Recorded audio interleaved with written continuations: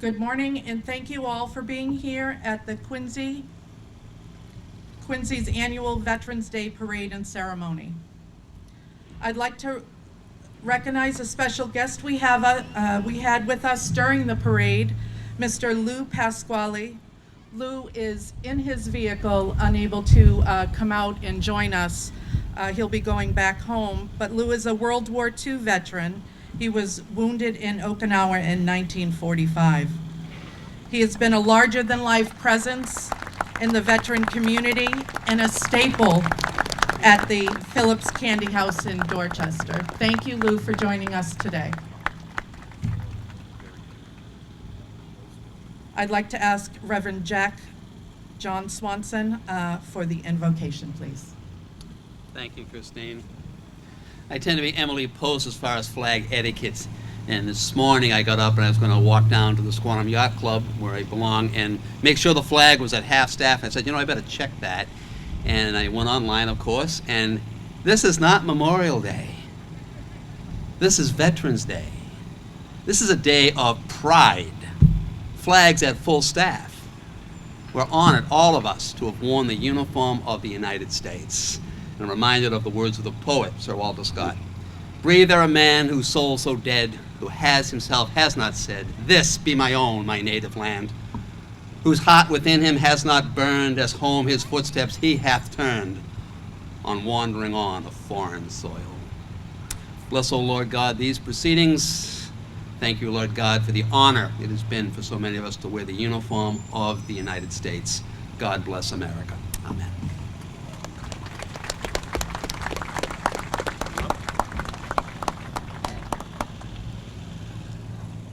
Troops, attention! Parade, rest.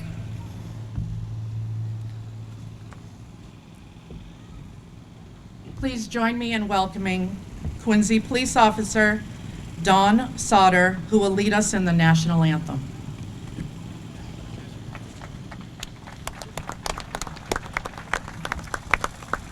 Oh, say, can you see by the dawn's early light what so proudly we hailed at the twilight's last gleaming, whose broad stripes and bright stars through the perilous fight o'er the ramparts we watched were so gallantly streaming, and the rocket's red glare, the bombs bursting in air, gave proof through the night that our flag was still there.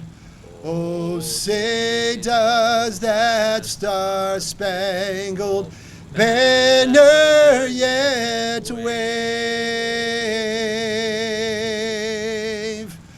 o'er the land of the free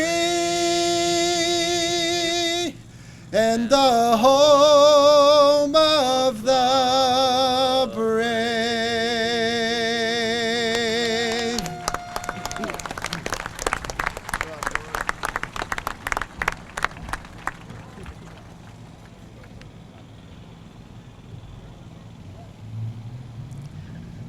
Now I'd like to introduce Mike Norton, who's going to lead us in the Pledge of Allegiance. Mike is in the 6th grade? 5th grade at Marymount School. Too short to stand up here. I pledge allegiance to the flag of the United States of America and to the republic for which it stands, one nation, under God, indivisible, with liberty and justice for all.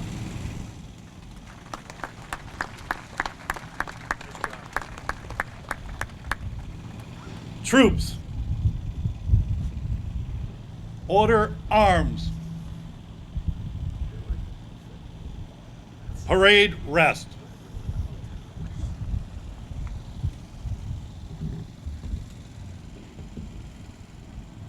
Next, I'd like to bring up the Junior Vice Commander, Allie Sleeman, who will be reading the Governor's Proclamation.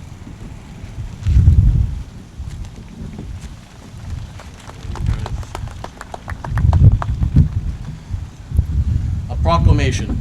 Whereas since the Commonwealth's colonial days, thousands of men and women have served our country in defense of freedom and liberty. And whereas on November 11th, 1918, the armistice was signed in the forecast of Compiègne by the Allied nations in Germany, ending World War I, the war to end all wars after 4 years of conflict. And whereas since that day, every November, people from around the nations have gathered to honor our veterans. And whereas there are approximately 300,000 veterans living in Massachusetts, and whereas today we are reminded of the great sacrifices and contributions that our veterans have made to our country, and whereas we honor and salute those who have served our country throughout the generations with honor, patriotism, and courage, and whereas it is appropriate that all Massachusetts citizens remember the bravery of all those who serve their country, so that their dedication and sacrifices serve as a reminder of the cost of our freedom. And whereas in November 2022, the world will commemorate the 104th anniversary of the armistice that ended the fighting in World War I at 11 a.m. on November 11th, 1918, the 11th hour of the 11th day of the 11th month. Now, therefore, I, Charles D. Baker, Governor of the Commonwealth of Massachusetts, do hereby proclaim November 11th, 2022 to be Veterans Day.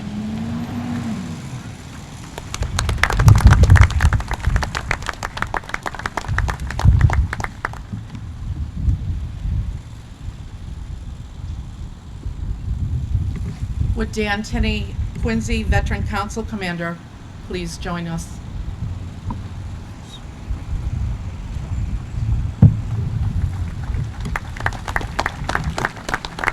Good morning, veterans, visitors, distinguished guests. I'm Daniel Tinney, the current commander of the Quincy Veterans Council.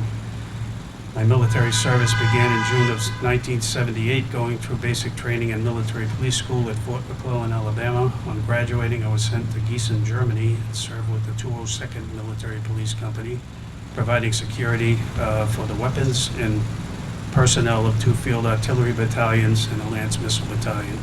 In March of 1981, I graduated from the American Primary Leadership Course in Bad Tolz, Germany, and my honorable discharge in 1982. I've been active with veterans organizations in the city since then, and I'm currently enrolled with American Legion Post 95, the oldest post in the city, as they say. I wish the incoming commander, Stephen Dudley, and his cadre well in 2023, and will be supporting the council going forward. Thank you.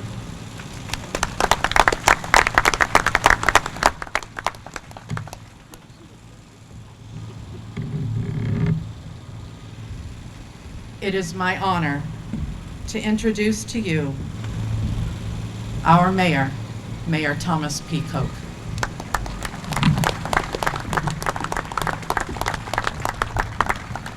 Thank you, Christine. Commander Tenney, Captain Hill, distinguished platform guests, Gold Star Mother Gladys Caldwell, Father Charlie Caldwell, thank you for being here. We remember Mrs. Gargano, Gold Star Mother, who passed away just recently and will be waked on Sunday, the mother of a Marine killed in action. I want to acknowledge all our veterans here today. On behalf of a grateful city, say thank you for your service. It doesn't sound like enough, but I know in the tradition of our city, I think we do it well, and it's thanks to the veterans that keep us on task to do it well. I see in the crowd, I want to acknowledge Joe McConville. He's a sailor, Navy veteran in the back. Happens to be the father of General James McConville, who's the Chief of Staff of the Army as we speak, leading one of the largest organizations, if not the largest in the world. Great to see you, Joe. I also want to give a warm welcome to Captain Hill. Captain, if you read the resume in the Quincy Sun, pretty remarkable background. He was actually a political science major, so I am glad he chose the Navy, because he might be sitting in my seat if he stuck around. Welcome to Quincy, welcome home, Captain. Just a note of gratitude to everybody involved today putting this together. And you don't have to think too hard why we need to continue to support the military, why we need our men and women who serve in uniform all around the world to keep the world safe. Just look at Korea for an example. Not for the United States parting with South Korea, we know it would be different. Look at what's happening in the South Pacific with China flexing their muscles.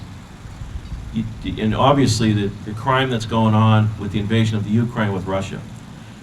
We cannot be foolish and think we don't need the military, as some would say.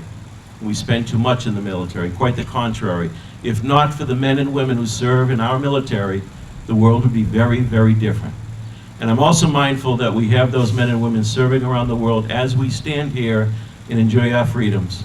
They are sacrificing, they are working hard to protect our freedoms. And I know a number of young Quincy kids are part of that contingent. So on behalf of the City of Quincy, to our veterans, thank you, and God bless.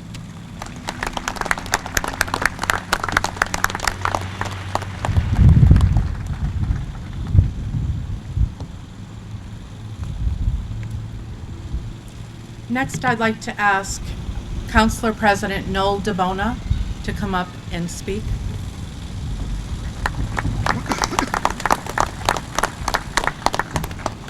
Thank you, Christine. Good morning. Before I say a few words, I want to recognize other elected officials that are here today. Other City Council members from Ward 1, Dave McCarthy, at-large Councilor Ann Mahoney, at-large Councilor Nita Liang, and from the School Committee, Kathy Hubley, Tina Cahill, and Doug Gutrow. Also from the Norfolk County District Attorney Michael Morrissey, State Representative Bruce Ayers, and State Representative Tacky Chan.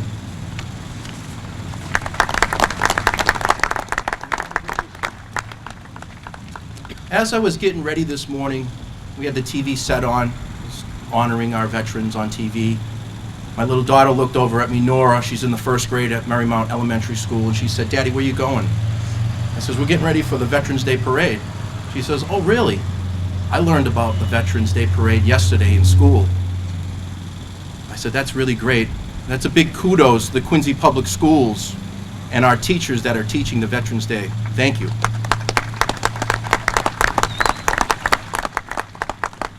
We gather here today to honor our heroes, our United States military veterans.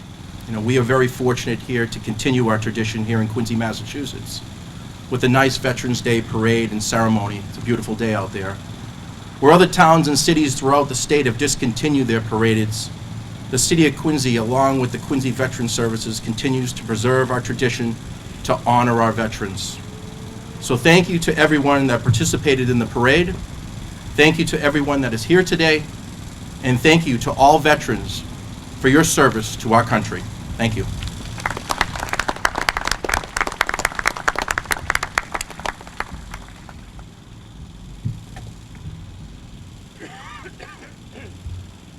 I'd like to introduce a North Quincy High School graduate of class of 1992. He left Quincy, went to school at Tufts University where he joined the ROTC. He was a political science major, then went on to graduate at Georgetown University, School of Foreign Service with a master's degree in security studies with honors. And in 2016, he graduated from the Naval Nuclear Power Training Program. He was commissioned through the Navy ROTC program and received his Wings of Gold as a naval flight officer in 1997. As a naval officer, he participated in operations like Southern Watch, Desert Fox, Deliberate Forge, Enduring Freedom, and Inherent Resolve. He was stationed on board the USS George H.W. Bush CVN 77 from 2017 to 2019 as the executive officer, participating again in Operation Inherent Resolve. After the USS George H.W. Bush, he was stationed on board the USS Arlington LPD-24 as the commanding officer. Shore assignments include Naval Flight Weapons School, Top Gun, from 2001 to 2003 as Command and Control Instructor and Editor of the NSA WC Journal. He is currently the incoming commanding officer of the aircraft carrier USS Dwight D. Eisenhower, CVN 69. Please join me in welcoming Captain Chris Chowda Hill. Thank you. Thank you, Christine. Good morning, everybody. Thank you so much for allowing me to talk today to honor Veterans Day. To honor those who served, all sailors, airmen, soldiers, Marines, and Coast Guardsmen, and their families. And yes, I include families here because of the sacrifices they have to make day in and day out. Thank you, Mayor Koch. It was great to meet you, fellow North Quincy High School class president, separated by 11 years, right? And thank you, Christine, for finding me.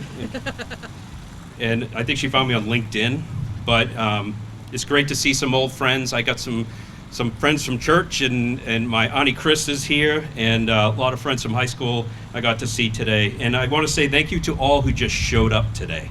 Veterans and supporters of veterans, it says a lot about your character and commitment to all the values that make America special.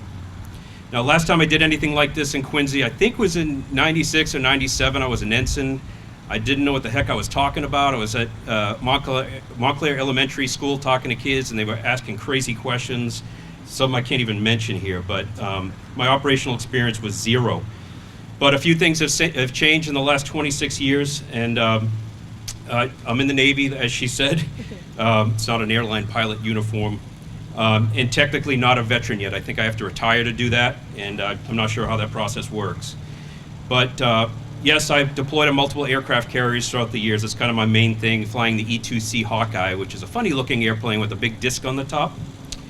And did deployments to Iraq, Afghanistan, and also in the Western Pacific. But I also commanded an E-2 squadron on the USS George H.W. Bush, CVN-77. And then after that, I ended up becoming an aviator nuke. It's a term we use, which allows you to go become CO of an aircraft carrier.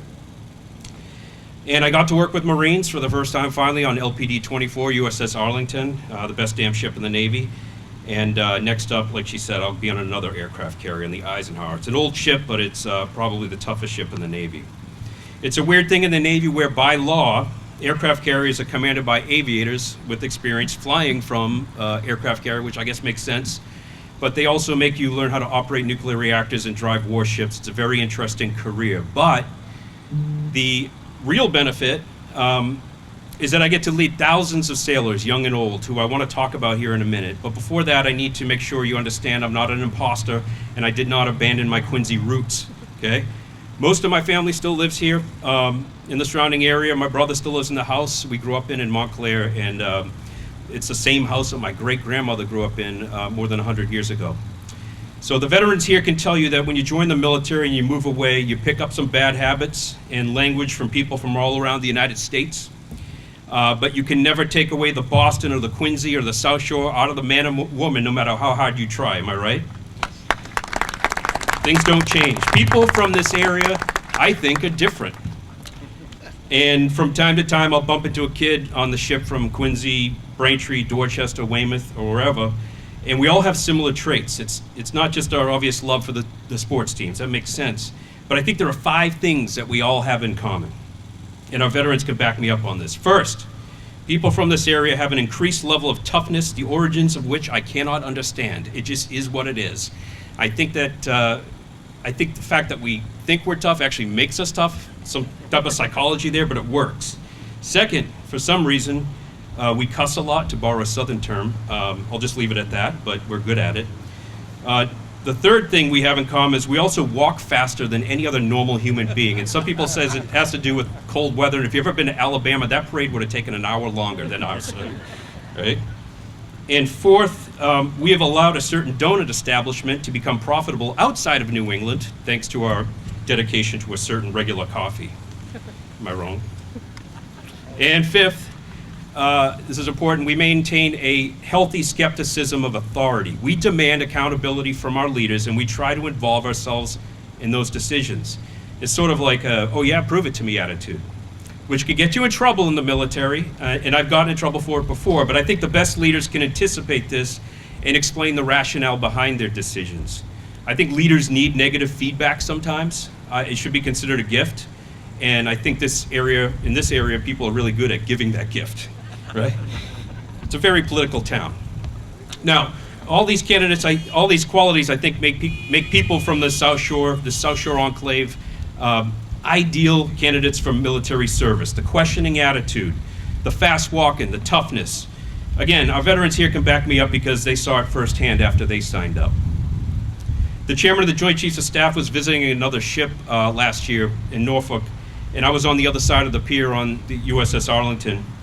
And he was leaving that other ship, and his aides and his security was scurrying behind him.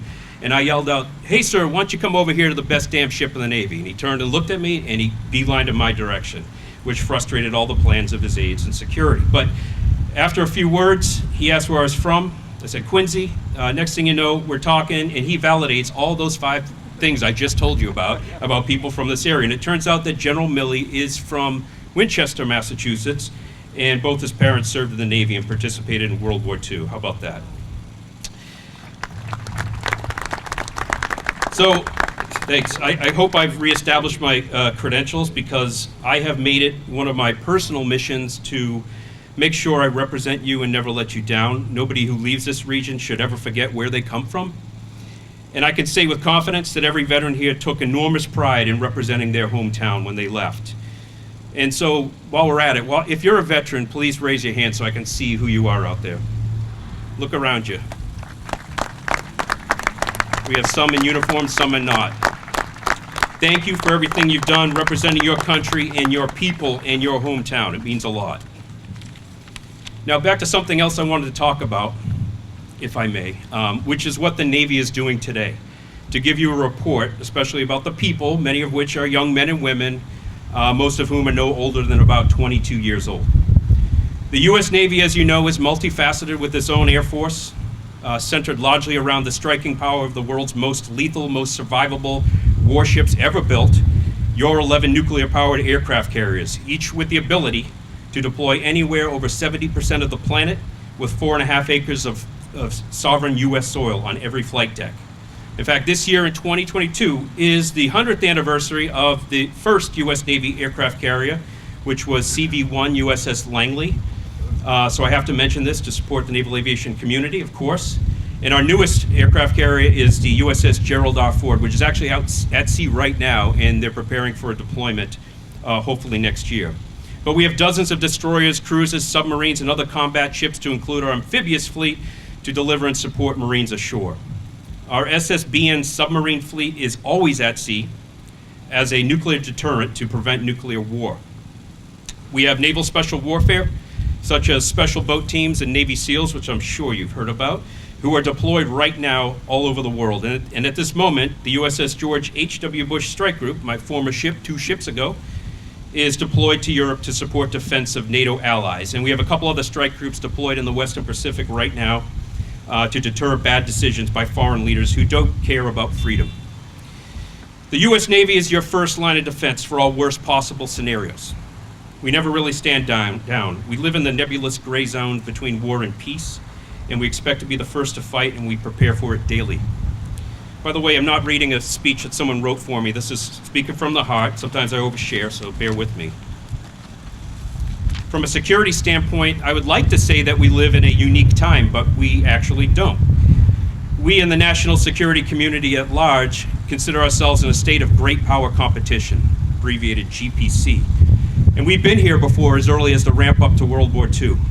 In GPC, the U.S. is not necessarily the only dominant military force. There are other rising militaries. Our adversaries, without mentioning names, have made extraordinary strides in technology and to basically compete against us and to compete against our forces. And we could, of course, shy away or deny this, but instead we're doing the right thing, which is to adapt and get better. Some people argue that no great power would hazard away its own economic gain and go against the U.S. and its allies, but Russia has already broken that theory if you consider what's going on in the Ukraine. Also, some people have wondered, for example, if we can get better in the military given various changes in society today. You hear a lot of talk about that. In fact, there are some that say that this next generation of young men and women aren't cut out for the military service, and they like to make unscientific claims like Generation Z is less into work or self-entitled or always questioning things. And I'll be frank with all of you, and hopefully I don't offend anybody, but those who mock the younger generation are dead wrong. It turns out it is a standard gimmick to malign younger generations across the ages. Aristotle even did it more than 2,300 years ago when he talked about the youth of his day.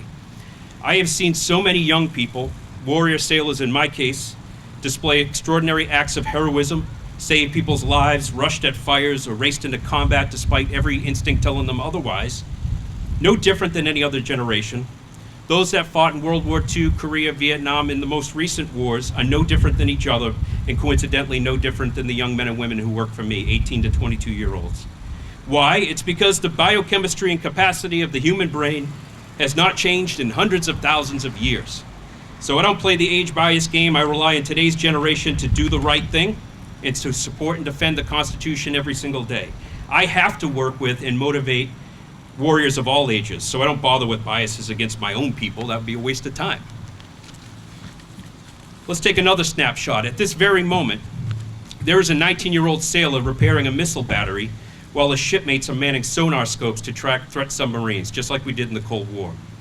There's a 20-year-old warrior sailor manipulating control rods on a legitimate nuclear reactor on an aircraft carrier. Right now, we have a handful of 21-year-olds geared up in wetsuits, airborne in helicopters, prepared to conduct search and rescue in the most inhospitable conditions. There's a corpsman right now, fresh out of high school, sewing up a wound. And there's a young special operator wearing night vision goggles on a surveillance mission who probably had his or her high school graduation canceled because of COVID. That's how young they are. None of this is in the news, of course, but it's happening right now. So what has changed? Technology, yes. People, no. I also want to say that despite the change in strategic paradigm with increased adversary capabilities, I can tell you that despite anything you hear, the U.S. military can still win in this environment. Why? Because we Americans are different from our adversaries. We actually support a constitution that gives individual people freedom and hope. We value and encourage people to use their imaginations and be creative. There's a Soviet military manual that's alleged to have said, quote, "A serious problem in planning against American doctrine is that the Americans do not read their manuals, nor do they feel any obligation to follow their doctrine." And I'd say, yes, we follow our doctrine and our manuals, but we're obliged to deviate from it in order to do the right thing in the moment. That's an American thing, it's what we do. America also has a number of key allies who think a lot like us and who are willing to sacrifice themselves as well to defend principles of freedom and democracy around the world. These are the strategic advantages that our current adversaries will never have, and this is why we will win. Now, at the same time, I hope and pray that my saying all these things acts as a sincere deterrent to prevent adversaries from making bad choices. I think we'd all rather peace over war. So in closing, I want to commend and thank all veterans, past and present, and future, because I know we have active duty here, for all the sacrifices you made to our country, and let's extend that thank you to the families who served, of those who served, and their sacrifices too. My wife Kristen would appreciate that. And to remember our buddies who can't be here today, those that made the ultimate sacrifice or who suffered after their service. They cannot be forgotten. But to properly honor all of you, especially those present here today, I want you all to know that your U.S. military has the watch. That's a Navy term. And we will never let you down. This is a mandate that hundreds of thousands of active duty men and women today respect and remain committed to. Let there be no question that America's sailors, soldiers, airmen, Marines, and Coast Guardsmen will continue to uphold the same warrior spirit of those that came before them, our brothers and sisters in the profession of arms, no matter what age you are. Ladies and gentlemen, we've got this. Thank you, and God bless America.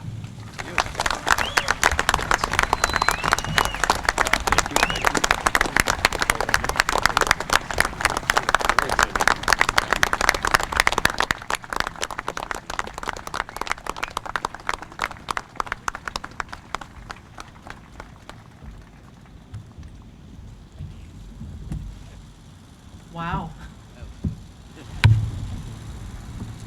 I think I want to join again. I don't think they'll take me, but I'll try anyway. And I'm sure a lot of you feel the same way. Let me get my bearings. I'm so sorry.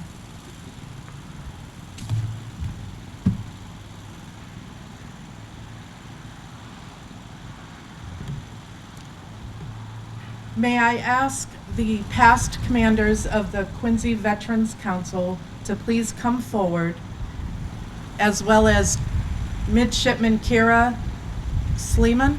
Is Kira here?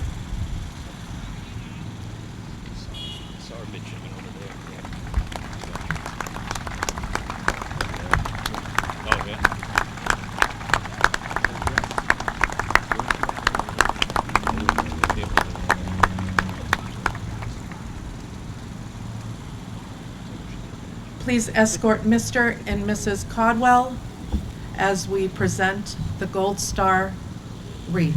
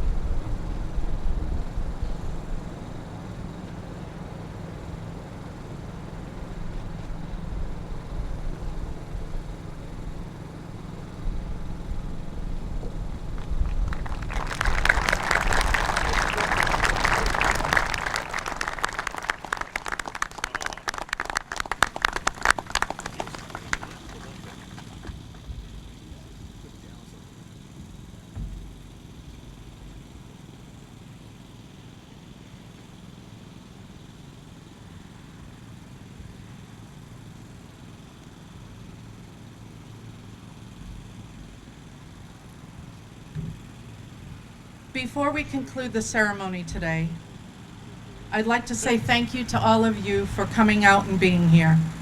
It is so important that we continue to recognize our veterans, show appreciation to our veterans, and remember their sacrifices. To all of our veterans and their families, here at home or watching at home, thank you for your service.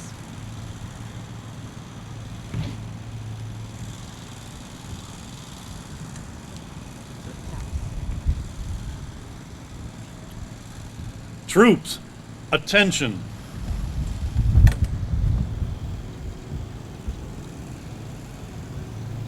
Now have the playing of taps. Hand salute.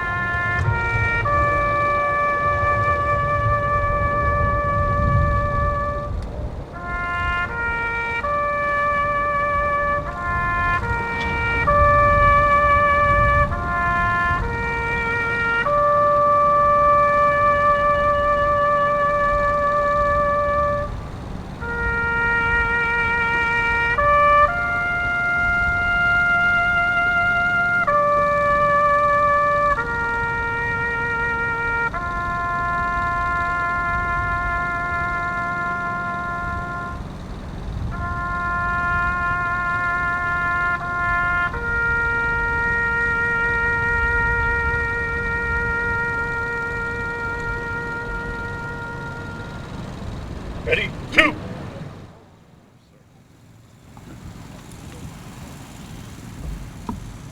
That concludes our ceremony for today. Thank you all so much for coming out. Happy Veterans Day to our veterans. Thank you to the families. Thank you, Mayor Koch. Thank you to all the departments that contribute and make this day happen. Thank you.